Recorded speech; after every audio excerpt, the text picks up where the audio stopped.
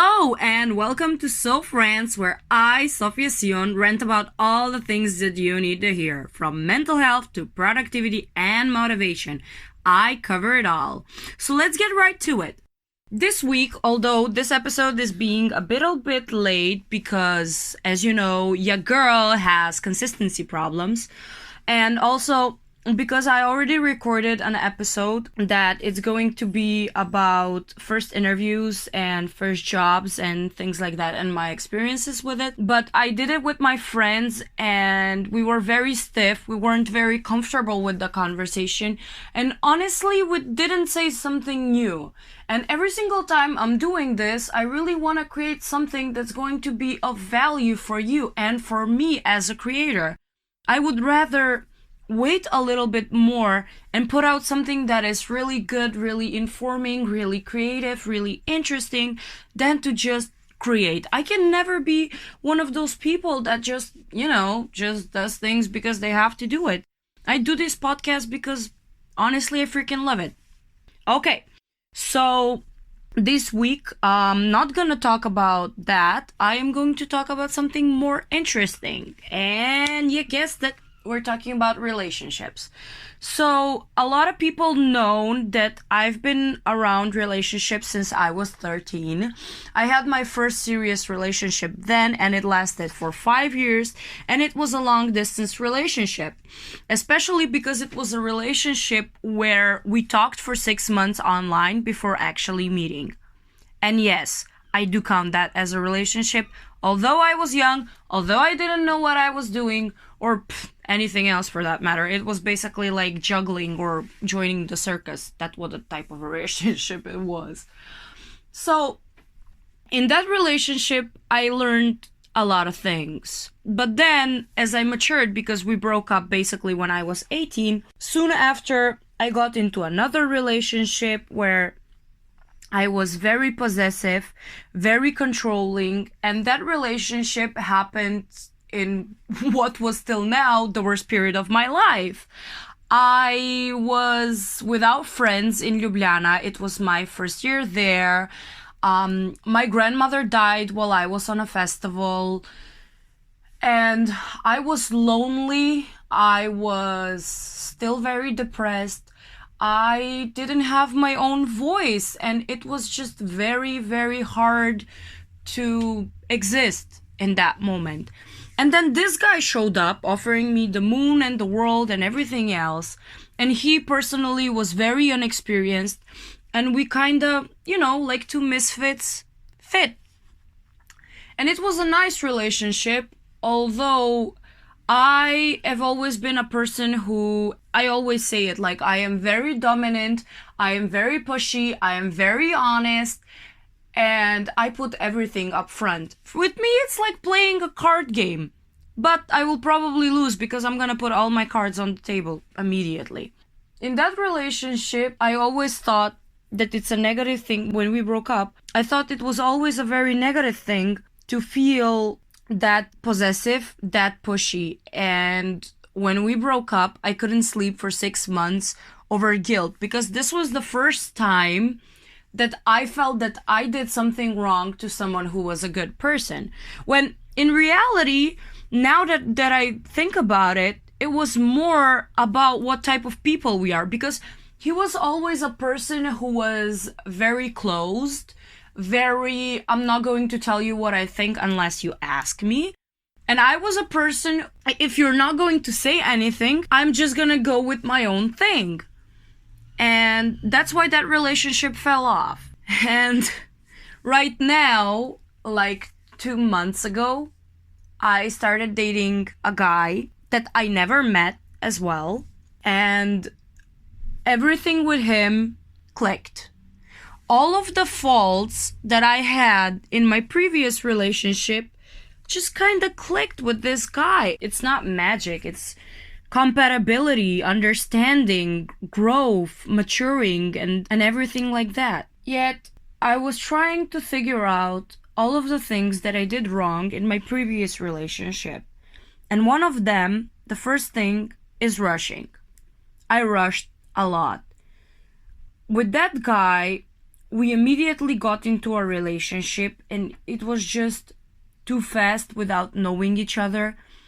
And now that I think about it, I'm not saying we never should have been, like, not together, but I should have done a better choice, and he should have done a better choice as well, because I can't be around people who are not in it as much as I am. I can't be with someone who's never going to say what they think, and they're gonna feel pressured by what I'm saying. Of course, I am very dominant and very pushy, which means I need to step down and let the other person talk. Absolutely, like, there is no commentary on that.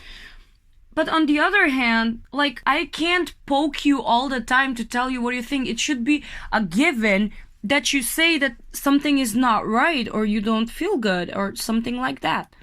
So in this relationship, I really tried to make that barrier smaller, and it definitely paid out. So the second thing that happened was patience. I have never been a patient person.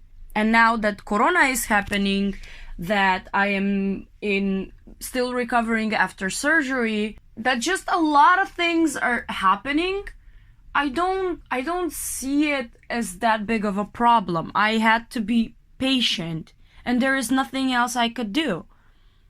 And in a way, that patience forcing me actually had really, really big effect in my other life situations, in my professional life, in my health. Like, 2020 for me is the year of patience. It's a year where I not only needed to connect with myself on a deeper level, but I needed to learn how to be more patient. And this relationship gave me that. And that was one of the biggest mistakes that I always did in my relationships. I was never patient. And this guy, in a very subtle way, forced me to be patient, and that honestly got me some amazing results.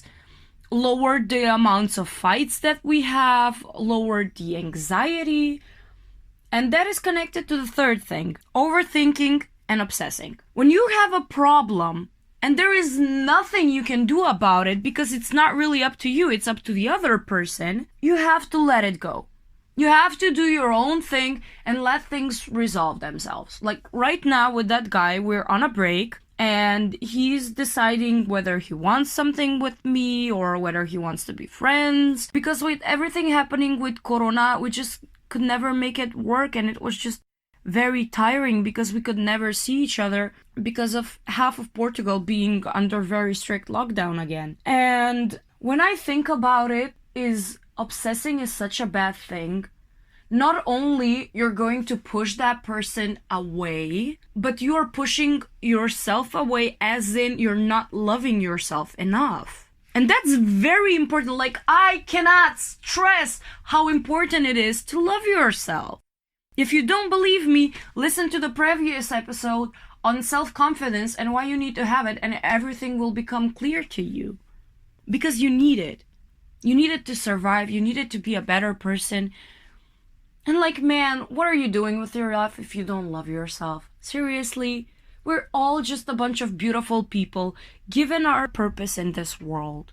So why even bother? It's the best thing that you ever need in your life.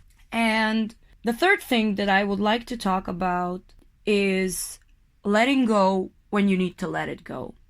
I've always struggled with letting go. I've always been a person who goes back to their exes, either because I think that they want me back but they're afraid to say it, because all my life I've dated men who never had a mouth to speak, or didn't want to speak to me, or didn't want to communicate.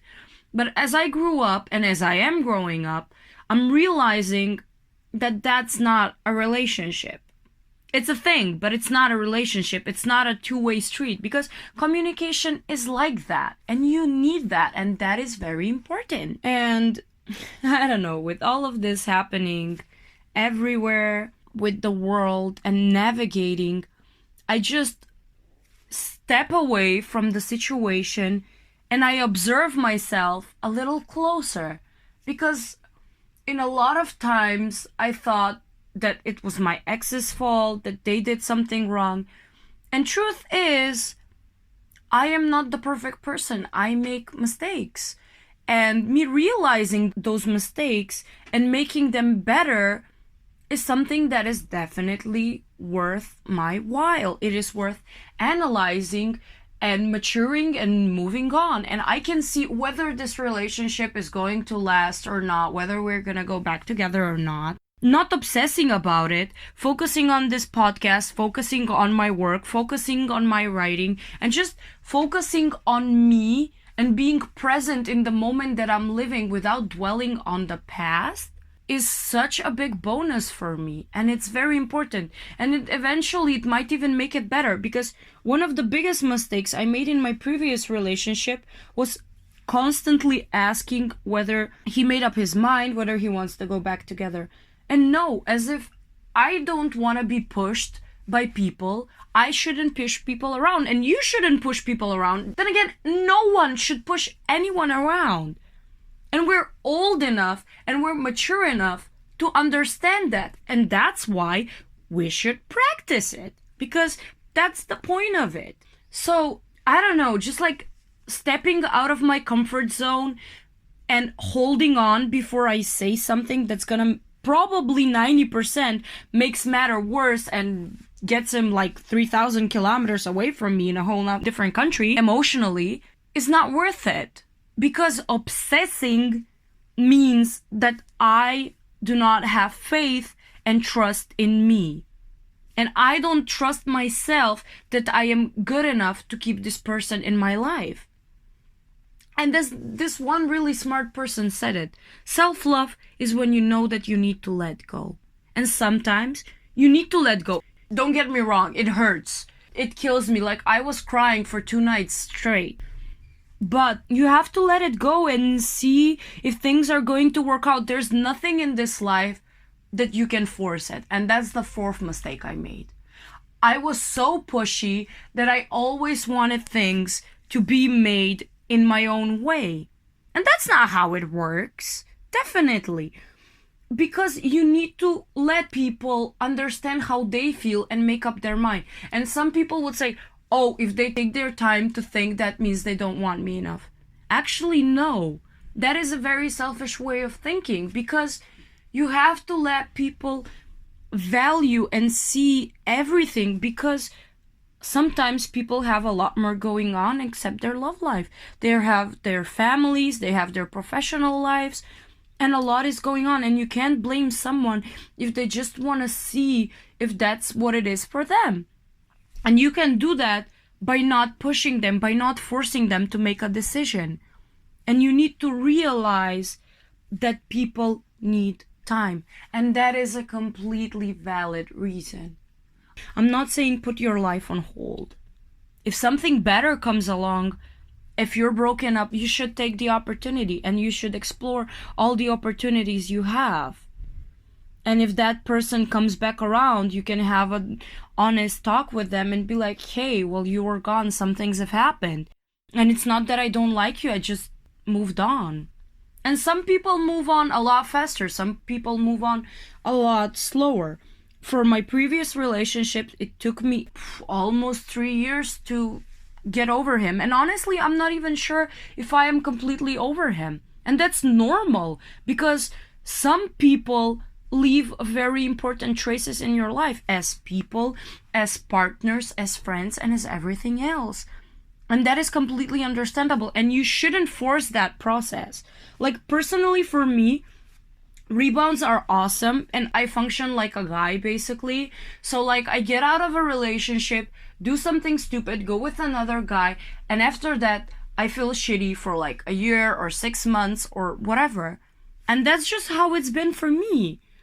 And I don't know, maybe it's not the right way, or maybe it's not the best way, but we all have our ways, right? Like, if I'm gonna be a clown, I'm gonna be a clown, and I'm gonna be my own clown. I'm not gonna be your clown or someone else's clown, right? So that's how I feel about all of this. And also, the last thing is, it takes a lot of time to get to know someone, and getting into a relationship immediately is not the best thing. Simmer it out. Let it marinate. Let it how you feel with that person. It takes time. So don't rush it. Don't force it. Okay, so let's do a quick little recap of what I said. Number 1, do not overthink things.